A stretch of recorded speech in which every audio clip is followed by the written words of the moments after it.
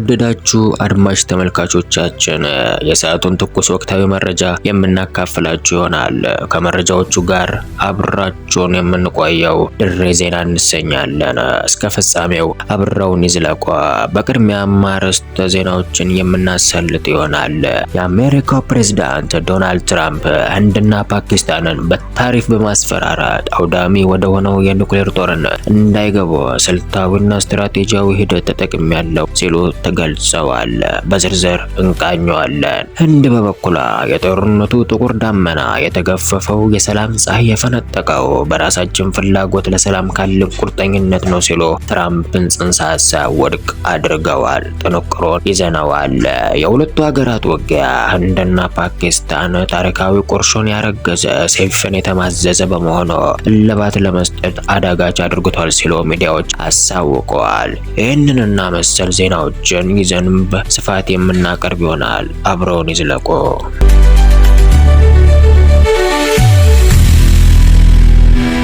ፕሬዝዳንት ዶናልድ ትራምፕ ህንድና ፓኪስታንን በታሪፍ በማስፈራራት አውዳሚ ወደ ሆነው የኒውክሌር ጦርነት እንዳይገቡ ስልታዊና ስትራቴጂያዊ ሂደትን አሳልጫለሁ ተጠቅሜያለሁ ሲሉ ተደምጠዋል።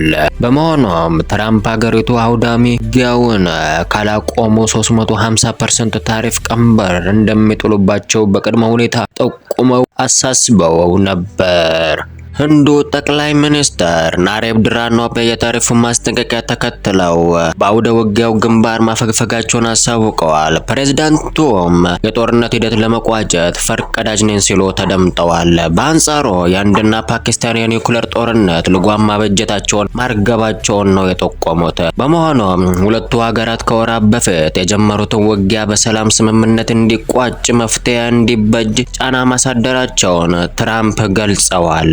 በተጨማሪም ህንድ በበኩሏ ያለማንም ጣልቃ ገብነት በራሳችን ዲፕሎማሲያዊ ጥረት ከመፍትሄው እልባት መድረሳቸውን አሳስበዋል። ፕሬዝዳንት ግጭቱን ቀጣይነት ከተባባሰ የ350% ታሪፍ በሀገሪቱ ላይ ቀንበር እንደሚያጸኑ እንደሚጥሉ የንግድ ትስስር ከአሜሪካ ጋር ሊጓጭ እንደሚችል ማስፈራሪያ ቢጤ ጣል በማድረጋቸው ውጥረቱን ማርገባቸውን አሳውቀዋል። ብሎም ተርፎ የኒውክሌር አረር ሚሊዮኖችን ስትፈጁ የኒውክሌሩ ብናኝ ጭስ የአሜሪካን አየር ቢመረዘው ያጸፋ ምላሻቸውን እንደሚበረታ በማለት እንዳስፈራሯቸው ገልጸዋል። ሁለቱም ሀገራት በአውዳሚው ጦርነት ከወጡ ግን ላቅ ያለ የገዘፈ የኢኮኖሚያዊ ንግድ ግንኙነት ከአሜሪካ ጋር እንደሚኖራቸው እንዳሳወቋቸውም አክለዋል። ፕሬዝዳንት ትራምፕ ታሪፉን ውጊያውን ለመክታት እንጠቀምበታለን ሲሉ አሳውቀዋል። የፓኪስታኑ ጠቅላይ ሚኒስትር ሼህባዝ ሸሪፍ እንደደወሉላቸውና ላደረጉት የሰላም አበርክቶ ምስጋናቸውን ለግሰዋል።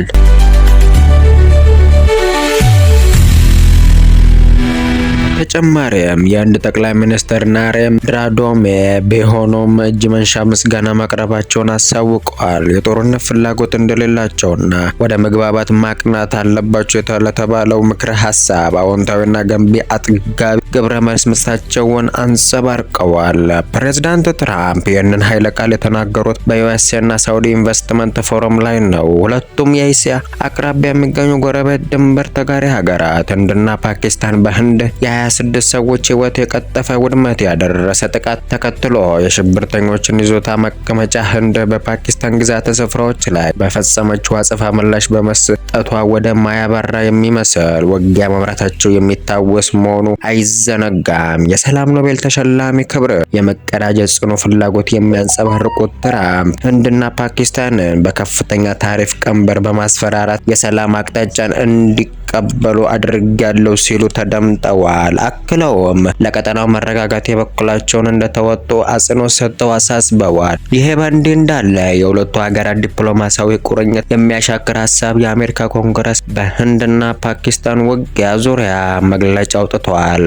በግጭቱ ላይ የቻይና መረጃ አገልግሎትና የጦር መሳሪያ ድጋፍ ፓኪስታን በህንድ ላይ አሸናፊነትን ብሎም የበላይነትን እንድትቀዳጅ በር ከፍቶላታል ብለዋል። ባወጡት ዘገባ ላይ በ4 ዕለታት በሰነበተው አውደ ውጊያ ላይ በወታደራዊ ተልዕኮ አሸናፊነትን ተጋምጃለሁ ተላብሻለሁ ከምትለው ህንድ ግንዛቤ አቋም ተጻራሪ ነው ተብለዋል። በእርግጥ ዘገባው ከኮንግረሱ ምልከታዊ ቅኝት ቻይና ከፓኪስታን ጎን መቆሟ የህንድና የቻይና ግንኙነት መቃቀር እርስ በርስ የሰላም ደህንነት ማሳያ አድርጎ ገልጾታል። ቻይና ከህንድ ላለባት የወሰን ማስከበር ግጭት ህንድን ከፓኪስታን ውጊያ ጋር ሂሳቧን አወራርዳለች ሲል ዘገባው ያትታል።